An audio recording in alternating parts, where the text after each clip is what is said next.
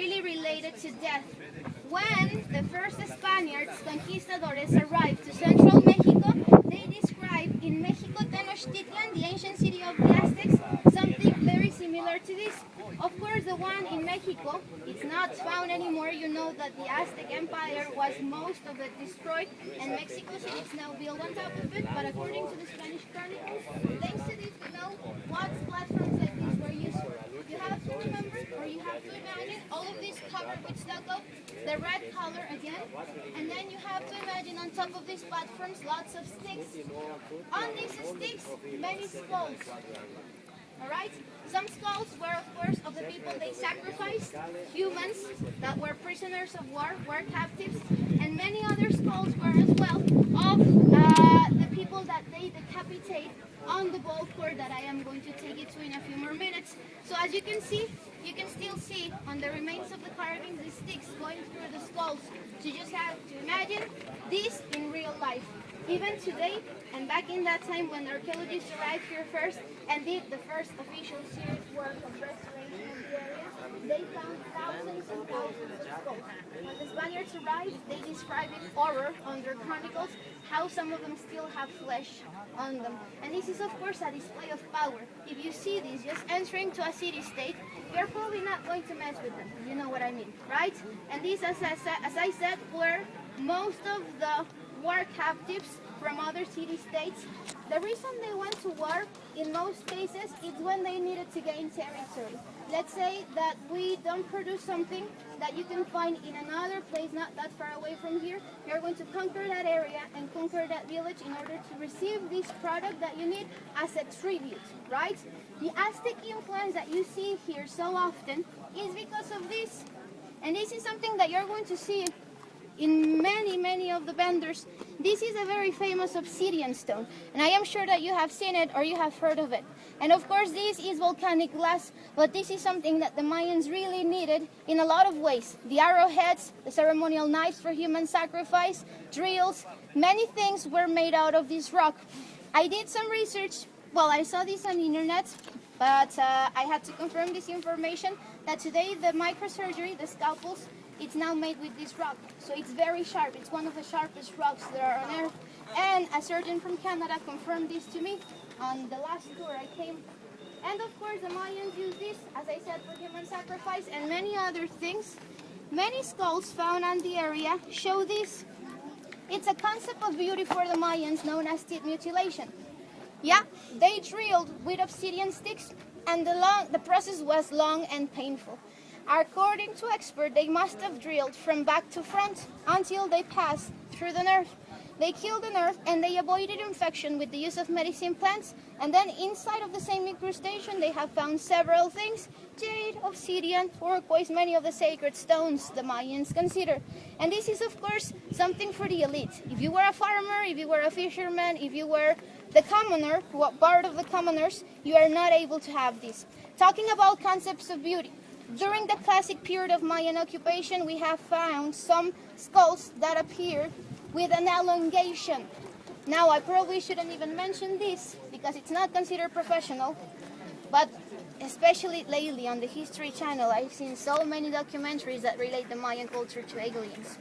The reason why they were capable of doing this, and you can see the feather snake coming down every equinox. Of course, they never made it as a touristic attraction. This is a very important symbol of fertility for them.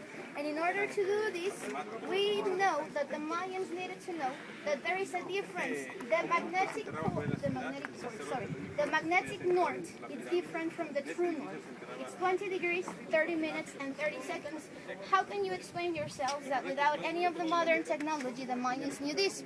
The Mayans left on a monolith not very far away from here in a city known as Coba, C-O-B-A. I am sure you have heard about it. Several dates, many dates, written like this, with glyphs. after doing some research and after they finally decoded this, they realized this date was December the 21st of the year 2012. And I am sure you have heard about these dates as well. Is it true that the Mayans predicted the world coming to an end? Is it true that this is the end of the Mayan calendar? The Mayan calendar doesn't have an end because it's circular, it's round shaped. The end, it's not near, just the end of a cycle and the beginning of another one. The Mayans commemorated this day because on this day, and we know it's confirmed by modern scientists, that the sun will finally be aligned to the center of the galaxy, to the center of the Milky Way. For this to happen, you need to wait 26,000 years. And the Mayans, basing in long counts of astronomy and math, were capable of predicting phenomena like this. Some people say they were very smart because they elongated their skull like this, and they stimulate certain glands. It's just what happened. Let's say in China, they made feet smaller, right? Let's say in Africa, they make necks longer. It's basically the same concept. Concepts of beauty are different in every single country that you visit. Don't you think so? This is, of course, not practiced since the Spanish conquest. This is just a representation. A plank of wood will have to go to a very young baby's forehead because you have to do this before the skull gets hard, before the skull. When the skull is still soft and developing, you can achieve this elongation, but you have to add the pressure slowly. Another plank of wood goes, as you can see here, not that well, but well, on the back of the head. With this, you add some ropes and some fabric, and you add pressure slowly. At the end, you get skull elongation like this. So probably, and this skull is, by the way, not very far away from here in a museum in Mérida City. So of course this is from the Maya land. You have to imagine probably the great lords that used to walk around this area showing this characteristic, the teeth mutilation, the knot, the huge feather headdresses, and the body painted. And of course we have some images of priests. Over here, priests were also the elites. A very important part of society. ¿Perdón? ¿La elongación craneal? No, se dice que los últimos que hicieron esto, y es algo bien curioso, hay una cultura, una tribu, en Perú, y ellos todavía por ahí por los 80 lo hacían.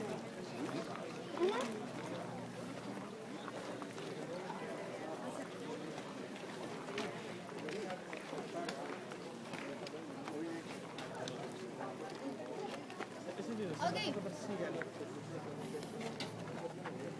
There's a big group here, but follow me and you can see. I would like you to see how in these parts there is still the image of a governor. You can find his huge feather headdress, his profile face with lots of wrinkles. This means he was an old man. Priests were usually old wise men. Shamans is how we call them today. And here you can see his obsidian daggers in the shape of like an elongated tree leaf. You can see his sandals, profile side of his feet. And you can see here the image of Kukulkan, the feather snake, but in his human shape. And I would like you to see on the bottom, on the right hand side, this bowl with what seems to be tamales. Remember, this is pre-Hispanic. Before the Spaniards arrived, we had them.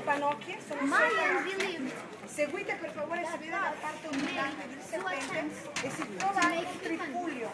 Il tripuglio esce due falli, tre falli qua, the first time they tried, they made humans out of mud.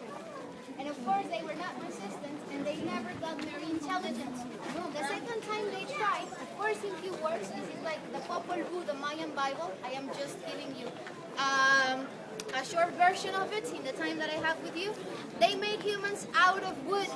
And these humans were a little bit more resistant and a little bit more intelligent, but at the end they never evolved.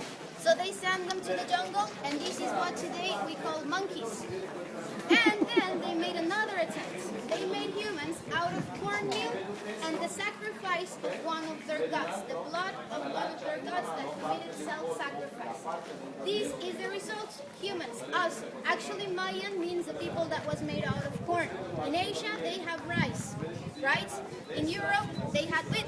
Here we have corn, and this is the base of our diet, even today.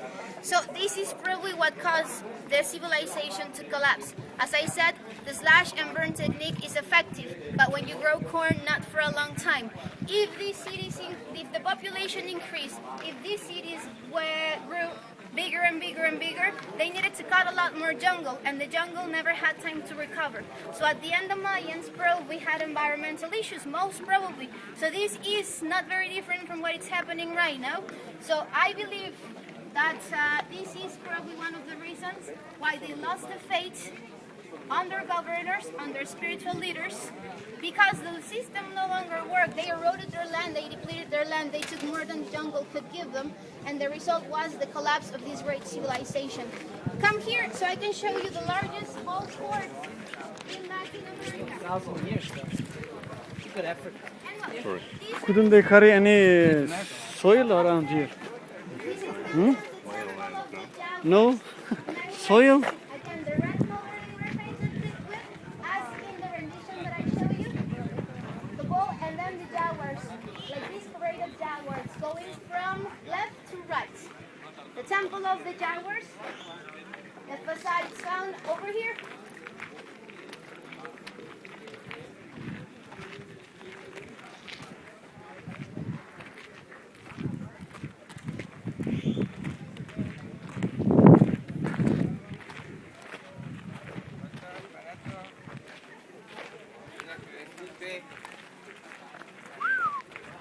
That's a nice one.